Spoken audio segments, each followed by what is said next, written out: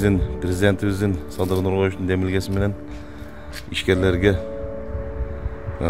пайызсыз акчаларды берип аткандан ошодон 1 миллион алган элек.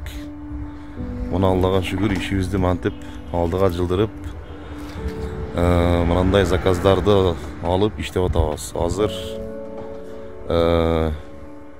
3 киши болуп, общий бир 6-7 киши болуп иштеп атабыз.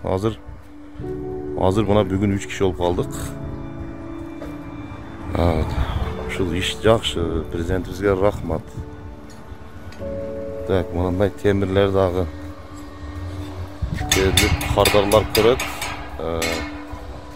Темирлерди көрүп дагы анан бизге заказ берет да, ойлонбой элечи. Силердин материалыңар бар экен депчи. Ушул жагы жакшы болду. Анан мындай детский площадкаларга дагы жасап атабыз. Ушул нерселерди дагы көтөрүп эме кылып атабыз, жасап атабыз, жакшы.